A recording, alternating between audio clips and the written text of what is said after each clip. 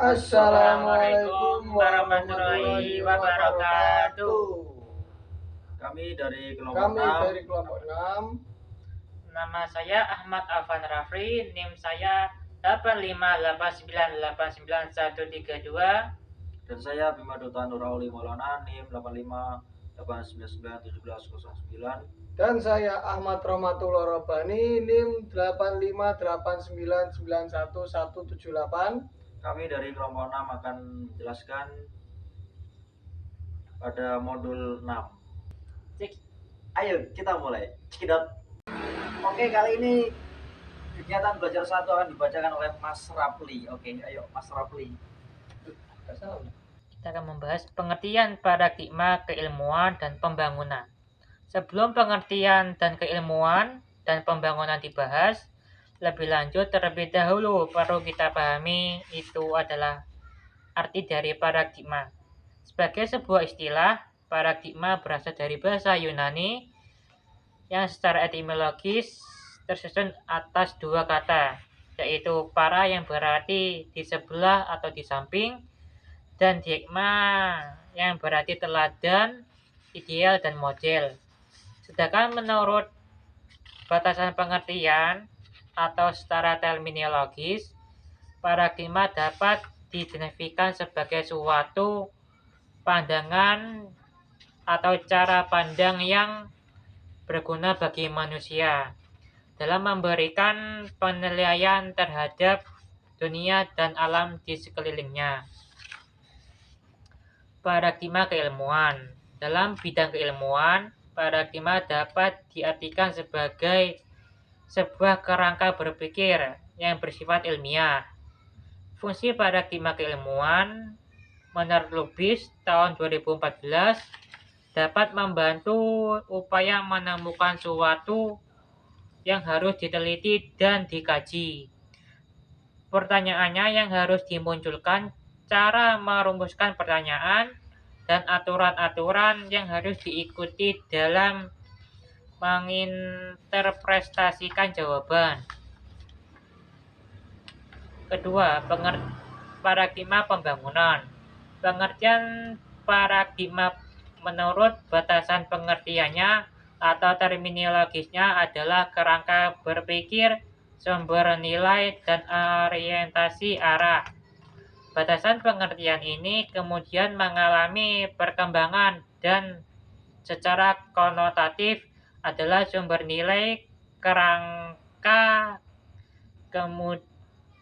berpikir, orientasi, dan sumber asas, arah, dan proses dalam bidang tertentu termasuk dalam bidang pembangunan dan reformasi pendidikan. Dalam konteks pengertiannya sebagai paradigma pembangunan, Pancasila dapat dipahami sebagai anggapan dasar yang merupakan kerangka dari keyakinan dan berfungsi sebagai acuan. Beberapa contoh Pancasila sebagai paradigma dalam pembangunan yaitu pelaksanaan pembangunan tidak boleh disertai dengan sifat pragmatis, yaitu bahwa pembangunan dilakukan tidak mementingkan suatu tindakan yang nyata serta mengabaikan pertimbangan etnis. Yang kedua, pembangunan harus dilaksanakan secara demokratis, yaitu pembangunan melibatkan seluruh masyarakat dan memenuhi kebutuhan masyarakat. Oke. Pancasila sebagai paradigma pengembangan ilmu. Sebelum membahas apa yang dimaksud dengan Pancasila sebagai paradigma pengembangan ilmu, perlu terlebih dahulu kembali mengingat bahwa istilah paradigma mengandung arti sebagai kerangka berpikir, sumber nilai, dan orientasi arah. Mengapa paradigma ilmu diperlukan?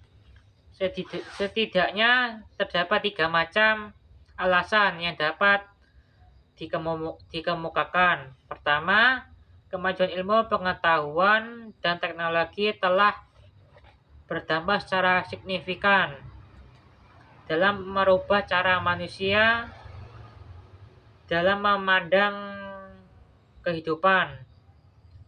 Kedua, kemajuan ilmu pengetahuan teknologi juga berdampak negatif terhadap lingkungan hidup dan berpotensi mengancam eksistensi kehidupan generasi bangsa di masa yang akan datang. Ketiga, ilmu pengetahuan dan teknologi yang berkembang pesat telah memengaruhi kehidupan global. Manusia sebagai berpotensi mengancam nilai-nilai khas yang tumbuh dan berkembang di Indonesia dengan ciri spiritualis, kegotong royongan, pemusyawaratan, dan berkeadilan sosial. Soekarno dalam menyampaikan kuliah umum bertajuk Pancasila sebagai dasar falsafah negara pada tanggal 26 Juni 1958 menekankan betapa pentingnya menjadikan setiap sila Pancasila sebagai. Oke, saya Ahmad Rahmatullah Robani akan melanjutkan di KB2-nya berjudul menganalisis implementasi Pancasila sebagai paradigma pembangunan dalam kehidupan berbangsa dan bernegara. Jadi, Pancasila merupakan dasar negara yang tercantum dalam pembukaan Mukadimah UUD 1945. Oleh karena itu, Pancasila harus didudukan secara tepat dan proporsional sebagai dasar negara untuk melanjutkan implementasi dalam segala aspek kehidupannya. Nah, pasti kita semua mengetahuinya tentang Pancasila. Pancasila itu ada 5. Yang pertama tentang implementasinya. Jadi kita harus mengetahui tentang implementasi juga. Implementasi yang pertama tentang ketuhanan yang Maha Esa. Nah, itu. Jadi untuk contoh implementasinya, jadi kita harus saling menghargai teman atau masyarakat atau tetangga yang beribadah menurut agamanya masing-masing. Jadi kita harus toleransi dan menghargainya. Dan di antara contoh yang lain, diwajibkannya mata kuliah agama menjadi mata kuliah yang dipelajari mahasiswa melalui kurikulum pembelajaran yang berlaku. Dan untuk selanjutnya, sila pertama sudah. Yang kedua yaitu sila kedua, implementasinya. Untuk sila kedua, kemanusiaan yang adil dan beradab. Dan untuk contohnya, mahasiswa harus saling menghargai dan menghormati perasaan orang lain dengan contoh mahasiswa menghormati teman dalam berkontribusi untuk kelasnya, baik dalam memberikan tenaga, pikiran maupun materinya.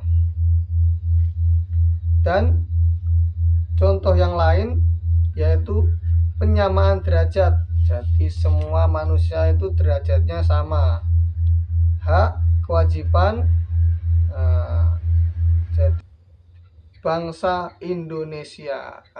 Jadi ini dari saya, akhirul kalam. Assalamualaikum. Oke, Mas Rapli, jadi apa nilai yang sudah dipegang teguh masyarakat di kawasan Nusantara? Yang pertama, percaya kepada Tuhan dan toleran. Yang kedua, gotong royong. Dan yang ketiga, musyawarah. Oke. Jadi sebagai apa paradigma membangun Pancasila mempunyai kedudukan sebagai apa? cita-cita bangsa Indonesia, jiwa bangsa, dan moral pembangunan. Oke.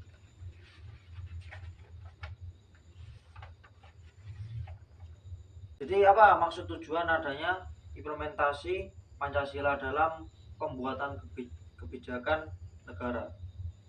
Oke, jadi untuk soal itu kita bisa memberi jawaban, yaitu dengan mengembangkan pola pikir dan pola tindakan berdasarkan konsep dan prinsip dan nilai yang terkandung dalam Pancasila. Dan apa contoh implementasi Pancasila dalam pembuatan kebijakan negara berdasarkan pada sila kelima Pancasila? Nah, dalam sila kelima, contohnya implementasinya yaitu pemerintah, khususnya negara Indonesia, memberikan pinjaman untuk masyarakat menengah ke bawah.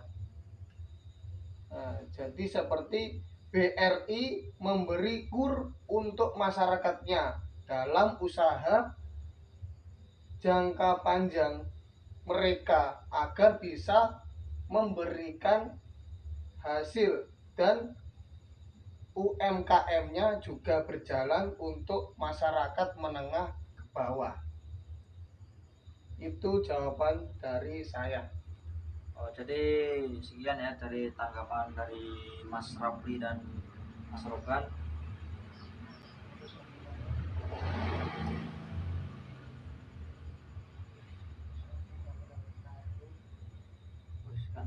Sekian. Iya, Baik, sekian dari kelompok kami. dan sekian dari kelompok kelompok kami. Apa yang sih ngomong? Oke, siap. Oke, mungkin ini saja dari kelompok 6. Sekian. Wassalamualaikum. Assalamualaikum warahmatullahi wabarakatuh. Oke. Ini Yes,